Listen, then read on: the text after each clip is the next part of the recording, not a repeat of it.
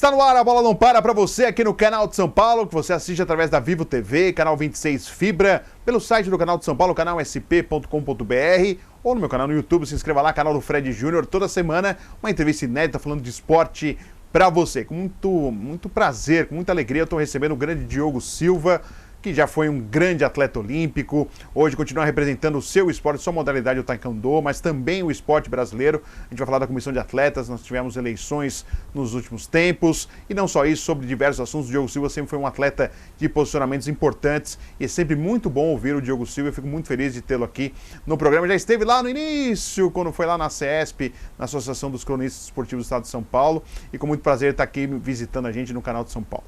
Diogo, prazer recebê-lo aqui, muito obrigado mais uma vez. Já entrevistei algumas vezes o Diogo já como atleta, agora fora aí da luta, mas participando de uma maneira efetiva do esporte. Tudo bem com você, Diogo? Tudo bem, Fred. Grande prazer estar aqui com você novamente. Legal, o prazer é meu. Primeiro, já vamos falar da comissão de atletas aí, essas novidades dessa eleição, que tivemos um número muito grande de atletas querendo aí participar de uma forma mais efetiva. A gente percebe um movimento maior de atletas querendo participar ou da sua modalidade ou do esporte em geral, para tentar auxiliar o esporte que está pedindo socorro há muito tempo, né, Diogo? Sim, as novas comissões, né, cada modalidade esportiva hoje tem uma comissão. Sim. E nós temos uma geral, que é chamamos de CACOB, Comissão dos Atletas do Comitê Olímpico Brasileiro. Sim. Ela é a porta-voz direta com o COB, que é o maior órgão esportivo olímpico no Brasil, que só fica abaixo do COI, que é o Comitê Olímpico Internacional, que a sede é na Suíça.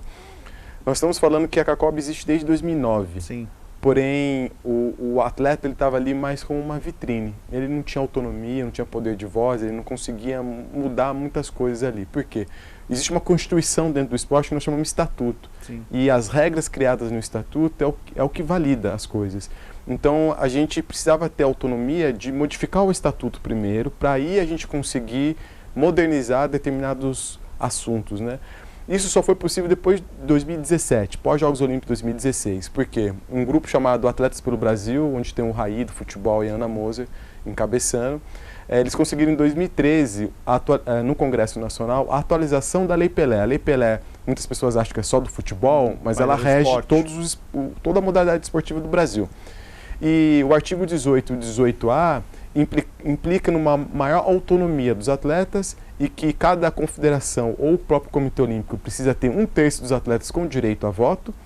E quando faz essa atualização, é aí que o esporte começa a ser modificado. Estou falando de apenas 3 anos. Sim. Mas nesses apenas 3 anos já foi possível Thiago Camilo, do judô, que era o presidente, junto com a Iane Marques, do pentatlo moderno, que é a vice, conseguiram atualizar o estatuto do Comitê Olímpico, inserir o atleta nesse estatuto.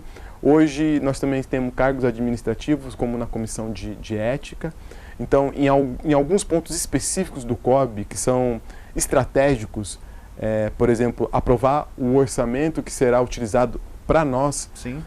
Nós não tínhamos autonomia, né? Então, as pessoas diziam o que nós iríamos fazer, sem sequer perguntar a nossa opinião. Então, eu fui o mais votado nessa última comissão, que aconteceu agora no mês de outubro. Em segundo lugar ficou a Pulani Okimoto, em terceiro a Iane. Como mais votado, eu sou hoje o membro que vai tomar a decisão num critério de empate. Então seria o voto de Minerva, né, Diogo? Exatamente. São 10 homens e 10 mulheres hoje que fazem parte dessa nova comissão e eu sou o 21º. Tá. Então, quando as opiniões ficarem empatadas, eu tomo a decisão final. Então, é algo importante.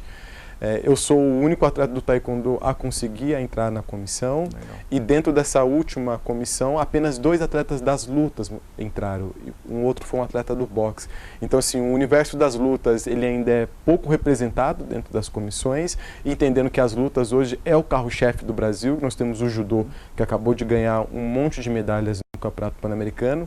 O judô com 22 medalhas olímpicas, hoje é o carro-chefe do COB. E o presidente do COB, que é o Paulo Vanderlei, do judô. Ex-judoca, né? E também o Rogério Sampaio, que está na sua gestão, gerência, também é ex-judoca. Mas dentro da representatividade política, somos pouquíssimos. Tá. Então, esse é um marco importante, de marcar aquele território, dizer que a gente também está ali. e poder fazer parte dessa comissão, que a gente vai tomar inúmeras decisões importantes. Bacana, legal. E o COB vai ter uma eleição, né? O Paulo Vanderlei será candidato à reeleição também, você sabe? Ele foi reeleito já esse ano, na última eleição, e a Comissão dos Atletas foi fundamental para a reeleição dele. Tá. Por quê? Porque eles decidiram votar em bloco. Tá. Eram 12 atletas com direito a voto. Então, 12 atletas escolheram o Paulo Vanderlei. Nós tínhamos o Emanuel, do vôlei, né, que também estava concorrendo. Então, quando os atletas decidem votar em bloco, significa que numa margem muito próxima dessa eleição, são eles que vão decidir. Sim. Então, é extremamente importante que a gente esteja atualizado, de fato sabendo todos os processos que gerem o esporte, para que a gente possa tomar a melhor decisão. Legal. E o que você pode fazer? Você vai cuidar das lutas especificamente? Ou não? Diogo, só em decisões importantes vão vir vocês. Como que funciona isso na prática mesmo? Dessa última gestão com o Thiago Camilo Tá. e a Iane, que é dos últimos 3 anos para cá... Eles seguem o Thiago e a Iane ou eles também saem, Diogo? Eles entram também no pleito de votação. Tá. O Thiago decidiu não participar. Tá. A Iane assumiu a presidência. Tá. Né? Ela foi eleita e assumiu Sim. a presidência. Tá bom. E no primeiro trimestre de 2021 tem uma nova eleição. Tá. Para saber quem vai ser o presidente e o vice até os Jogos Olímpicos da França, 2024. 2024. Então, peculiarmente, a gente vai ter 2 Jogos Olímpicos num período de 3 anos, Sim. porque foi adiado O Japão desse foi ano. adiado para 2021. Então, eu vou estar junto dessa gestão com 2 Jogos Olímpicos. Tá. Isso é muito positivo. E entendendo que hoje o esporte precisa cada vez mais de voz, principalmente com os inúmeros casos de racismo, abuso sexual, há uma cobrança da sociedade em querer a opinião do atleta. Sim. Então tem uma cadeia esportiva que a gente precisa educar, que a gente precisa orientar. Então, qual é a atuação desses atletas? Esses atletas, nesses últimos 3 anos, fizeram mais uma atuação interna, Tá. de modificar o estatuto e fazer que o atleta alcance mais poder internamente. Que ele tenha voz e quando for realmente se manifestar, tenha condição de modificar. Não só que ele tenha uma voz externamente, mas na modalidade, na prática em si, não mudaria nada. Exatamente. E eles fizeram um trabalho de direcionar alguns atletas para cuidar de camadas esportivas. Esse aqui vai representar luta, esse aqui esportes aquáticos, que para o próximo ciclo eu pretendo também ajudá-los para ser mais eficiente, mais eficaz. Sim. Eu acho interessante quem é do mundo das lutas ficar com os blocos das lutas, dos esportes aquáticos, porque são universos 100% diferentes. Eu, por exemplo, se eu ficar dentro do universo aquático é pouco efetivo, Sim. porque é um mundo que eu não conheço. Né? Sim. Então é mais eficiente ou no universo do mundo das lutas. Mas as nossas decisões internas, elas são para toda a cadeia esportiva. Tá. Então ela não é pontual, eu não fico com o mundo das lutas, eu fico de fato com toda a cadeia esportiva. E teve que fazer campanha, Diogo? Como que foi isso aí para você? Foi o mais votado que você teve que fazer campanha, algo assim? Ou por as pessoas conhecerem você, o Diogo, que sempre foi um atleta que se manifestou, né, Diogo? Você sempre teve posições firmes, posições do seu pensamento, dos seus ideais, sempre. Desde quando você apareceu mais para o cenário nacional, você já tinha isso, as pessoas que falavam com a gente, você já tinha essas opiniões, mas quando você chega a um 4º lugar de Olimpíada, você aparece ainda mais e você aproveitou também para mandar o seu recado referente ao esporte, à parte social do país. Mas você teve que fazer campanha, algo assim, ou já esse seu histórico te ajudou aí a ser o mais votado? Sim, diferente de um político partidário que se preocupa com as pessoas 6 meses antes da eleição, eu sou uma pessoa que me preocupo com o esporte todos os dias, 24 horas. Então não houve necessidade de campanha exatamente porque eu estou inserido numa campanha eterna, desde que eu sou adolescente.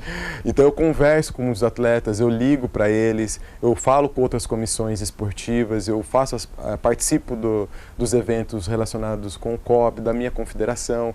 Então eu de fato estou muito atento no meio esportivo, então as pessoas sabem disso e é exatamente por isso que me escolheram.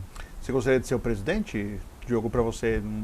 Ou você gostaria de ser o presidente? Eu acho que, assim, se for o ponto de ser a necessidade de ser o presidente para que possa ter mais autonomia para modernizar as coisas, sim. Tá. Porque a Iane também já faz um trabalho muito bom. E é importante que nós tenhamos mais tempo dentro dessa gestão, porque 6 anos sai um, 4 anos sai outro, a gente não consegue compreender esse universo, porque é um universo político. Sim. E é um universo que tem uma camada de tomada de decisões gigante. Então, assim, a gente está falando de uma mudança do direito de imagem do atleta, que o atleta olímpico não recebe direito de imagem. Então, a gente vai ter que mudar uma cadeia imensa de patrocinadores de quem não quer. Claro. Então, se eu tenho 2, 3 anos apenas de atuação, no 4º ano eu não sou reeleito e saio fora, você fica fraco. Sim. Então, se a Yane pudesse ser reeleita para dar continuidade, seguir, mas se eu perceber que eu vou necessitar concorrer para ter mais potência, sim, de fato, está aberto a isso. Essa é uma das brigas que você falou, direito de imagem, Diogo, porque é algo que o futebol utiliza bastante, não da maneira correta, né? O direito de imagem não é para o atleta aparecer, divulgar a marca, é para se pagar uma parte dos seus rendimentos, seus vencimentos, para ter um imposto a menos, um atalho para se fazer uns pagamentos, né? O direito de imagem não é utilizado da forma correta. Os atletas querem isso para poder representar uma marca, para poder até representar a marca da confederação, mas, poxa, está usando a minha imagem, eu tenho que receber por isso. Algo profissional, é isso, e seria importante porque é mais um rendimento para vocês que não tem essa fartura. Sim, o direito de imagem, para mim, é uma das pautas, exatamente, primeiro que os atletas nem reivindicam o seu direito de imagem. Sim. Nunca nem foram colocados para eles que é um direito. Sim. E a imagem deles é utilizada gratuitamente. O atleta olímpico ele é um garoto propaganda voluntário. Só que ele é dependente de políticas públicas. Ele recebe Bolsa Atleta. Então, com o direito de imagem, ele não precisava ser mais dependente de políticas públicas. Então, isso é para dar autonomia a ele. Mas primeiro ele precisa saber que ele tem direito e quanto isso custa. Sim. Então, isso é uma das minhas pautas. Outra pauta para mim é um disque denúncia. Por quê? Porque existe muito casos de racismo e abuso sexual, muitos casos de autoritarismo, assédio moral, retirada de vaga olímpica, retirada de salários. Então, o atleta ele se sente muito frágil, né? Ele não sabe a quem recorrer. Então, uma segunda pauta minha é que se crie um disque de denúncia para que ele possa fazer essa denúncia sem ser exposto. Sim. E que a gente use o departamento jurídico do Comitê Olímpico, que já é pago para isso, para que a gente possa fortalecer esse atleta para que ele seja mais protegido. E uma terceira pauta minha é criar o Programa do Atleta Olímpico Brasileiro. Programa Educacional do Atleta Olímpico Brasileiro. Para mim não faz sentido um atleta de alta performance que vai a 2, 3 Olimpíadas durante 10 ou 20 anos, ele encerra a sua carreira e ele não tem formação acadêmica, ele não está adequado ao mercado de trabalho e ele fica impossibilitado de dar continuidade à sua carreira. Sim. Né? É triste ver os nossos companheiros sem um norte, sem uma sem direção. um norte, ao farrapo. E esse cara foi genial ao seu lado. Sim. Então, o programa educacional é de fato porque, assim, a nossa educação é diferente da educação que se tem na escola. Sim. Porque muito jovem, você já precisa mexer com moeda internacional. Então, você tem que saber sobre câmbio, você tem que saber como mexer com dólar, como mexer com euro. O mercado asiático, a China, por exemplo, é um mercado gigantesco para nós. A gente tem que conhecer as moedas e saber como ela funciona. Sim. A gente tem que estudar geopolítica, porque... Para onde você está indo, você tem que saber... Para onde que eu estou indo? Estou indo para Kiev, na Ucrânia, mas e se eu for para outro lugar que não seja tão seguro? Eu tenho que saber onde eu estou pisando. Né? Uma segunda língua. O atleta, quando ele vence lá fora, a entrevista dele é em inglês. Sim. Então, ele precisa saber se comunicar. Então... São informações importantes como educação preventiva de exame antidoping. Teve uma atualização agora com o doping das chamadas drogas sociais. Sim. Que entra para os Jogos Olímpicos de Tóquio 2021. Então, esses programas educacionais são fundamentais exatamente para estimular que o atleta continue estudando, que ele não abandone os seus estudos, que existe o pós-carreira, existe transição de carreira e que ele é o porta-voz da marca. Né? Ele é o comunicador da empresa, da marca, do clube, do Comitê Olímpico e do Brasil. Então, quando o jornalista coloca o microfone na boca dele... Ele sabe o que vai falar. Ele tem que ser certeiro, porque dali pode criar um problema muito grave para ele, caso ele não seja certeiro. Tá aqui o Diogo Silva, a gente vai para o intervalo, já voltando no segundo bloco. Eu gosto muito de conversar com o Diogo, tem posições importantes, ideias importantes, e a gente já volta com o programa Bola Não Para.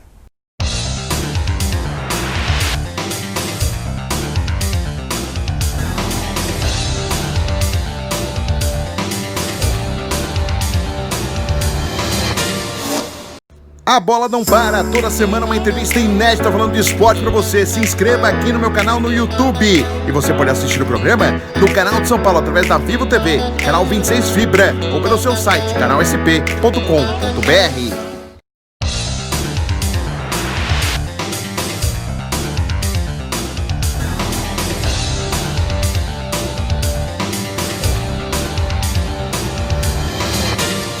Estamos de volta, a bola não para você aqui no Canal de São Paulo, através da Vivo TV, canal 26 Fibra, site do Canal de São Paulo, canalsp.com.br, e lá no meu canal no YouTube, se inscreva lá, canal do Fred Júnior. Com o Diogo Silva, parte da comissão de atletas, um personagem importante, tem ligado à música, aliás, no programa Bola Não Para, ele já mostrou até, inclusive, lançou o clipe lá comigo, lá, um dos clipes, um dos trabalhos musicais do nosso Diogo Silva. Diogo, você estava falando sobre o atleta, às vezes não sabe o poder da sua fala, da sua manifestação. Nós tivemos há pouco uma manifestação, um torneio de vôlei de praia, gritando fora Bolsonaro, e aí foi pro STJD, agora ficou tudo acertado, foi entre aspas, inocentar a Carol, não teve nenhum problema. Mas assim, às vezes o atleta não sabe o poder, se ele pode ou não se manifestar, se ele deve se manifestar, tem todo esse conflito, né? E até o atleta, eu tenho certeza, quando ela foi se manifestar, nunca imaginaria que ia parar num STJD com chance de punição, né? Fora os impactos de confederação se manifestando, patrocinador, tem tudo isso, né? E até para você não esbarrar, é uma linha tênue ali. Pode ou não pode, aonde é censura, aonde se você se comprometeu que não se pode manifestar, tem todo isso envolvido. Essa é uma das preocupações também, né, Diogo? Essa é uma grande preocupação, que é o direito de expressão, né? Entender que o atleta é humano, ele também quer colocar causas, as causas que ele vive e que incomodam ele. E o mercado de trabalho dele é o esporte, que é uma grande vitrine social. Então, isso precisa também ser atualizado, porque a cada evento, a cada organização tem um estatuto, tem regras. E dentro dessas regras, ali diz se é proibido ou permitido. Mas muitas vezes essas regras foram criadas com a nossa ausência. Sim. Então, essas comissões de atletas, o trabalho mais árduo é modificar essas estruturas que sempre criaram regras na nossa ausência. Tá. Porque com a nossa presença, certos pontos a gente já fala, olha, mas isso aqui a gente vai ter que conversar. Isso aqui é importante para nós, o direito de imagem é importante para nós, a expressão de liberdade é importante para nós. E aí, saber até onde pode, até onde não pode. Porque no caso da Carol, ela fez um fora Bolsonaro e em 2, 3 dias ela já estava sendo julgada. Sim. Estava sendo julgada pela imprensa, pela sociedade, pelo clube, pelo representante dos atletas, sem direito de defesa. Sim. Extremamente rápido. Mas quando gritaram o goleiro Aranha, né, de macaco, Sim. dentro da arena no Grêmio, Não. quanto tempo levou? Grêmio e Santos. Né? Então, assim, a gente percebe que a punição com o atleta é rigorosíssima. Sim. Mas a favor dele, não. Tá. E o que a gente tem que equiparar. Né? Por que a punição ao atleta é tão forte? E, Diogo, tanto aquele que fala fora Bolsonaro, como aquele que aplaude Bolsonaro? Exatamente, porque se não pode expressões políticas, são todas, Tá. não uma.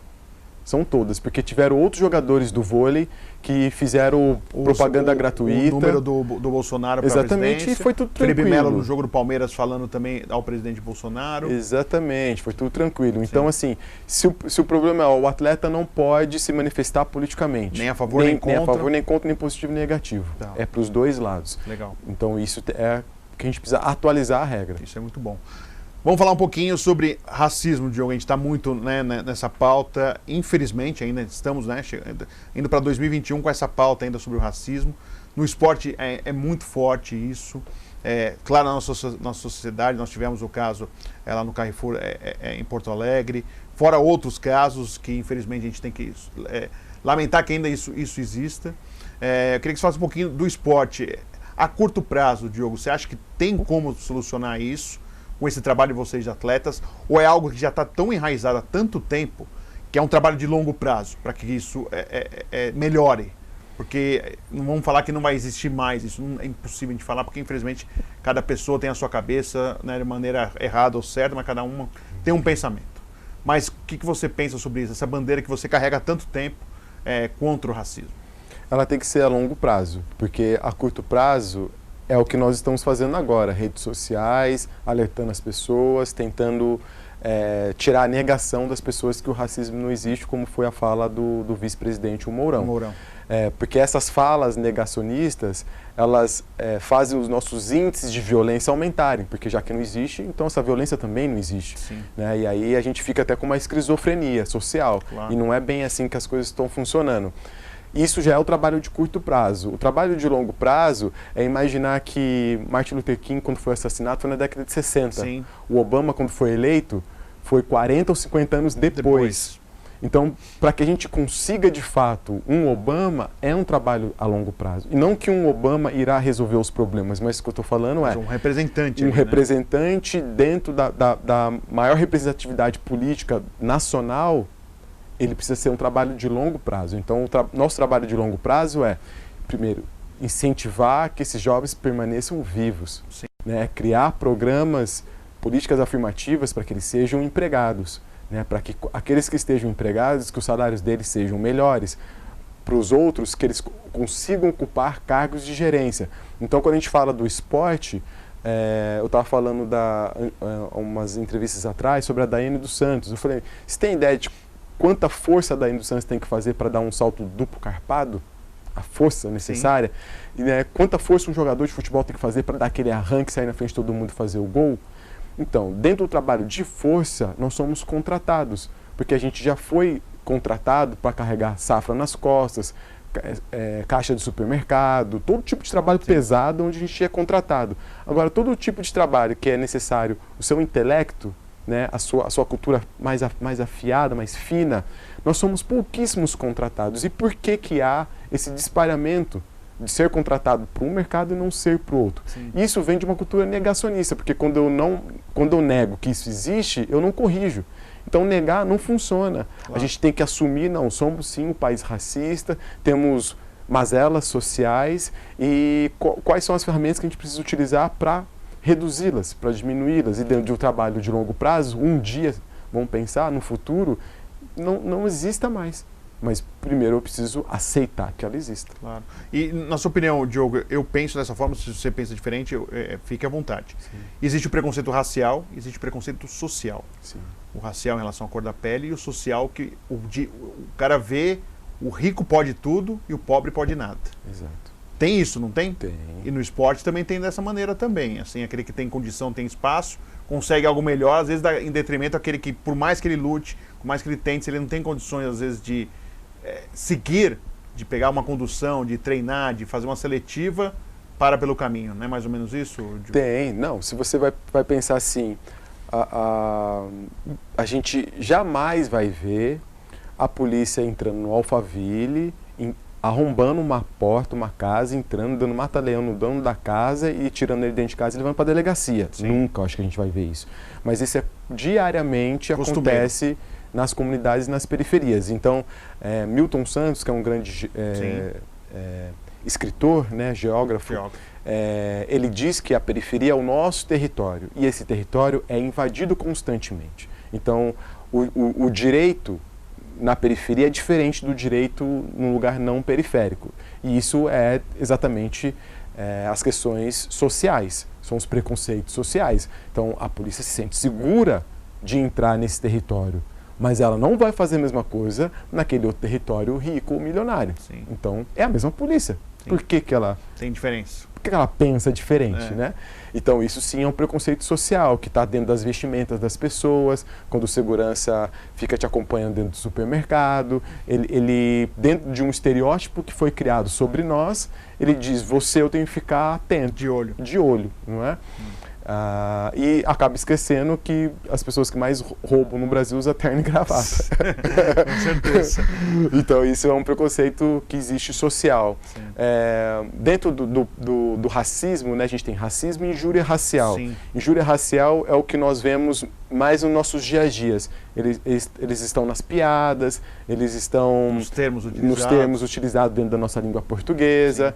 Ele é o que aconteceu com o Neymar no jogo do PSG, né? É o que a torcida, quando xinga um jogador de macaco, Ucrânia, isso é colocado como injúria racial. Racismo é quando provoca o impedimento. O impedimento de eu entrar em algum lugar, o impedimento de eu frequentar algum lugar, ou me banir de determinados direitos, pelo menos, por exemplo, o direito de ir e vir. Né? Isso se enquadra dentro do racismo. A questão é que o poder judiciário é quem decide se vai ser injúria ou se vai ser racismo. Agora, a ausência de pessoas como nós no poder judiciário, né? Porque já sentiu na pele e poderia ter uma avaliação, um olhar diferente, clínico, aos olhos da lei, é óbvio, mas uma avaliação totalmente diferente daquele que não sofreu. Exatamente. Então, assim, criar somente a lei não adianta. A lei é importante porque agora a gente criminaliza. Mas agora a gente tem que também entender quem julga.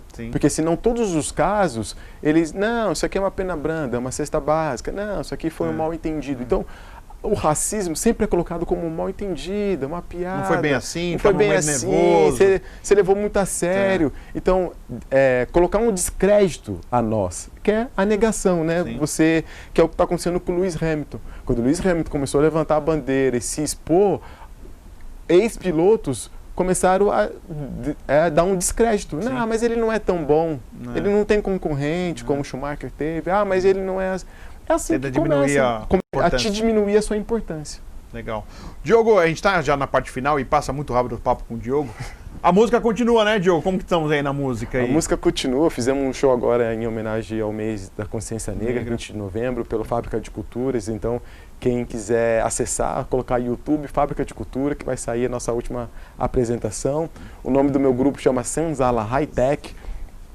Você pode entrar @Senzala High Tech de tecnologia, mas a tecnologia não necessariamente é tecnologia como do nosso celular. Tecnologia é acesso, né? O nosso celular nos dá acesso. Então a gente tem o termo de que nós que viemos dessa cultura precisamos ter acesso. E a música e o esporte são formas de ter acesso. E para fechar mesmo, nosso taekwondo, como está, Diogo, nesse momento aí? Você referência, o Márcio Venceslau referência, Natália Falavinha também como referências. Como que estamos aí, a sua modalidade nesse momento? O taekwondo tem uma nova geração muito forte. Já temos 3 atletas classificados para os Jogos Olímpicos de Tóquio, que é Milena Titonelli, que foi a primeira atleta a ser campeã dos Jogos Pan-Americanos no feminino, o Ícaro Miguel, até 80 quilos, primeiro do ranking mundial, e o Netinho, que é um paraibano, que está entre os 8 melhores do mundo. Essa é a equipe que vai para os Jogos Olímpicos de Tóquio. A Milena e o Ícaro estão treinando na Sérvia há 2 meses, dentro do programa Missão Europa, feito pelo Comitê Olímpico Brasileiro, que levou parte desse time para Portugal. Isso. E outros grupos treinaram na Europa, mas em pontos onde as suas modalidades são mais fortes, que foi o caso do taekwondo na Sérvia. Então nós somos muito bem representados. Tem condições de medalha? Tem, todos eles chegaram em títulos mundiais, chegaram nas finais dos Jogos Pan-Americanos, estão entre os 10 melhores do ranking mundial e estão em todas as condições de conseguir uma medalha. Poxa, que legal.